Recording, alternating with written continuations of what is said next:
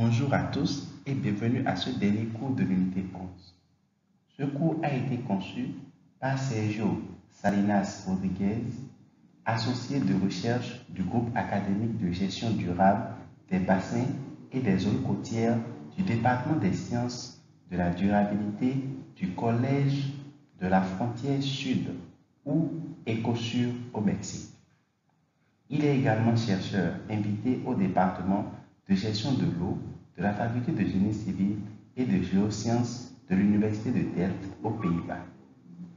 Il travaille sur la science des débits environnementaux depuis 2009-2010 et a eu l'occasion de contribuer à la conception et au développement de la norme mexicaine sur les débits environnementaux ainsi qu'à la mise en œuvre massive et plus récemment à l'évaluation de l'approche mexicaine d'allocation de l'eau pour l'environnement.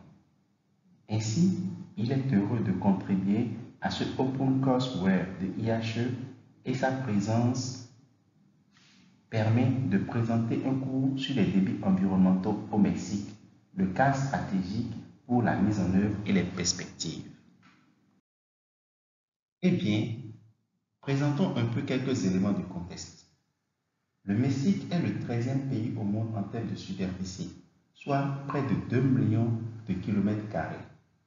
Il compte environ 130 millions d'habitants, entre 10 et 12% des espèces connues dans le monde, 180 zones protégées et 140 zones humides d'importance internationale. Sa richesse biologique s'explique en grande partie par sa situation sur le continent américain. Il est situé dans 2 régions biogéographiques, donc privilégiées par sa diversité de climat et d'écosystèmes, ce qui le place sur la route migratoire de certaines espèces.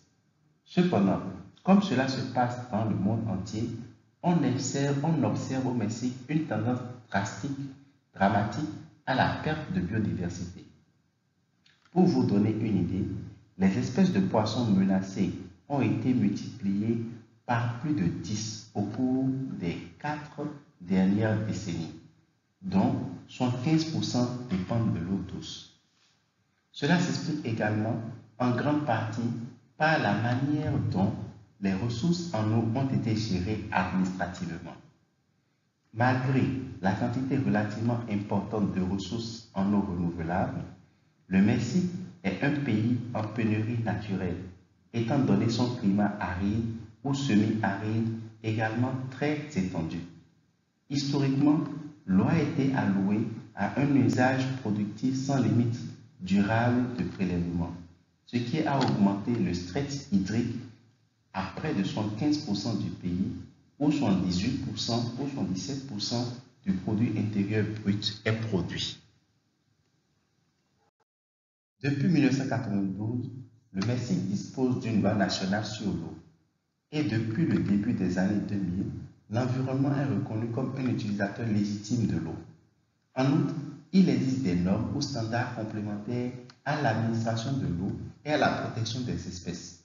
Cependant, c'est seulement en 2012 que la norme mexicaine pour la réalisation d'évaluation des débits environnementaux d'eau a été publiée. Cette norme a été élaborée sous la direction de la Commission nationale de l'eau et sur les conseils d'un ensemble assez varié d'institutions gouvernementales, universitaires et d'ONG. Elle met en évidence la définition des débits environnementaux et se concentre sur les composantes, les fonctions et les processus de l'écosystème aquatique qui dépendent du débit en termes de quantité, de qualité et de régime. Cette norme a été utilisée pour déterminer et promouvoir les réserves d'eau environnementale qui, selon l'article 41 de la loi nationale sur l'eau, est un volume annuel d'eau désigné pour rester dans l'environnement en vue d'une protection écologique dans ce cas. Cette norme de débits environnementaux est basée sur les principes éco-hydrologiques tels que le régime d'écoulement naturel, la gamme de variabilité des écoulements, les composantes des débits environnementaux et bien sûr le gradient de conditions biologiques et d'autres modèles d'opération de l'écoulement et de réponse écologique parmi beaucoup d'autres que vous deviez déjà connaître à ce statut du cours, j'en suis sûr.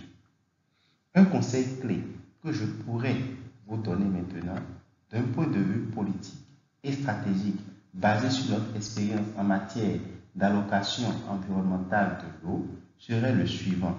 Ne perdez pas de temps à discuter des méthodes, mais des principes sous-jacents pour mener les évaluations.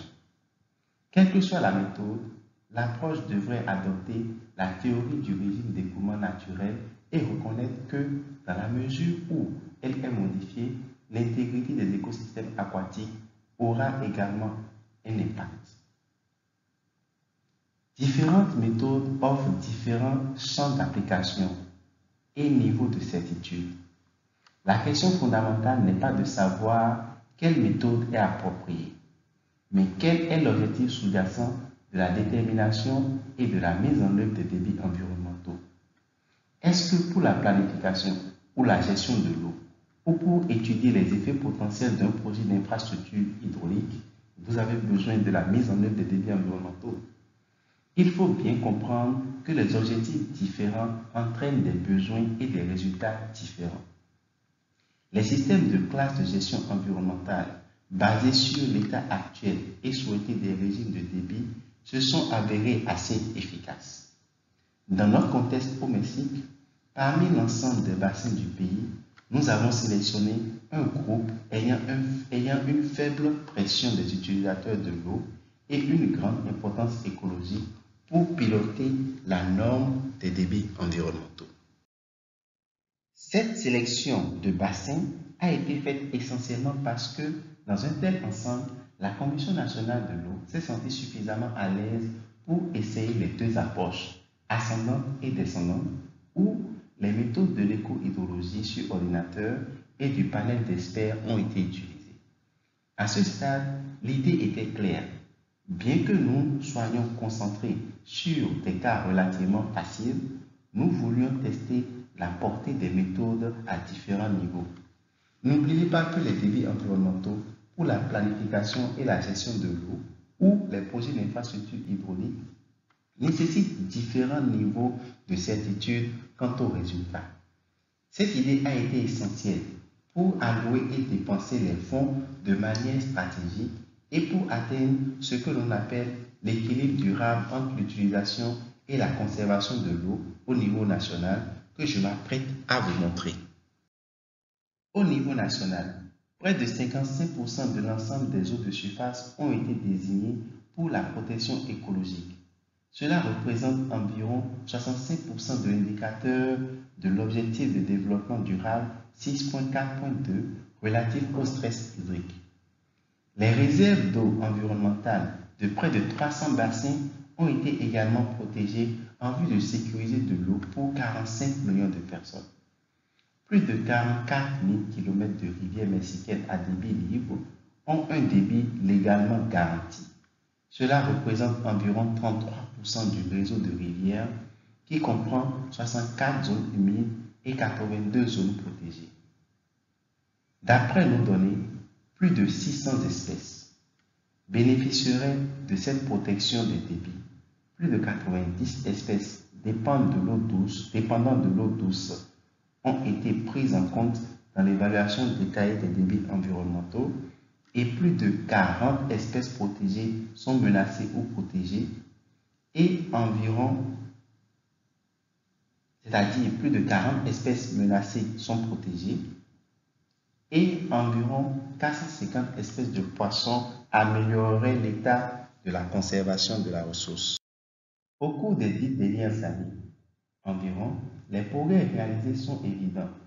Partant de la connaissance limitée des débits environnementaux et sans aucun instrument réglementaire, à une base de référence solide sur les indices de variabilité des débits, des objectifs clairs de conservation ou de gestion et des valeurs de référence pour la poursuite des recherches.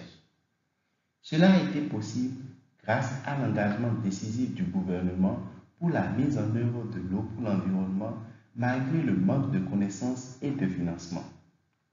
Un tel défi a été surmonté en établissant des collaborations de confiance avec les universitaires, les ONG, et les organismes de financement.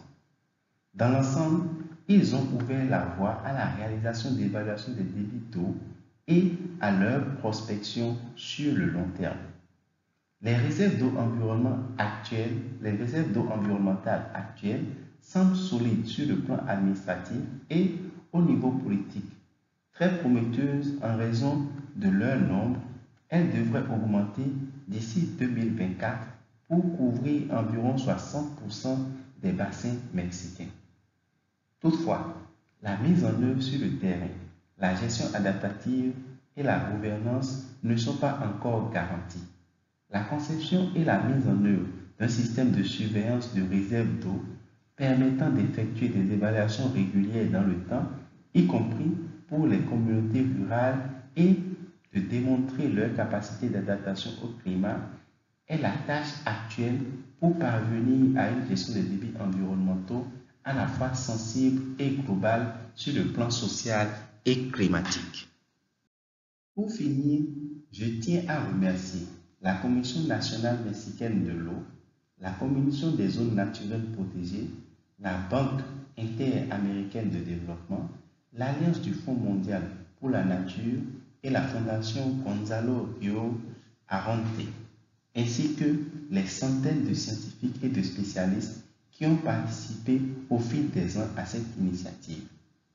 Je vous laisse ici quelques références clés pour approfondir cette étude de cas par pays. Je vous remercie de m'avoir écouté.